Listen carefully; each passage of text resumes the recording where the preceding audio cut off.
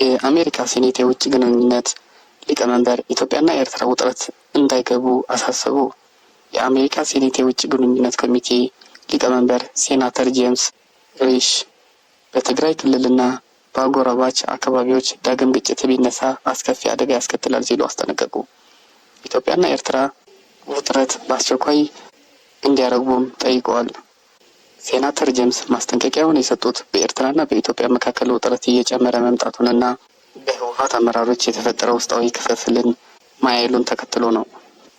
በዚህ ሳምንት መጀመሪያ የትግራይ ጊዜያዊ አስተዳደር ምክትል ፕሬዝዳንት ሌተናል ጄኔራል ጻድቃን ገብረትንሳኤ የኢትዮጵያና የኤርትራ ጦርነት የማይቀር ይመስላል፣ ወታደራዊ ዝግጅቶችም የመጨረሻ ደረጃ ላይ ደርሰዋል ማለታቸው ይታወሳል። የትግራይ ጊዜያዊ አስተዳደር 4 ከፍተኛ ወታደራዊ መሪዎችን ከመንግስት ውሳኔዎች ያፈነገጡና ክልሉን ወደ ውስጣዊ ግጭት የሚጎትቱ ተግባራዊ ውስጥ ተሳትፈዋል በሚል ከስራ ካገደ በኋላ ውጥረቶቹ ተባብሰዋል።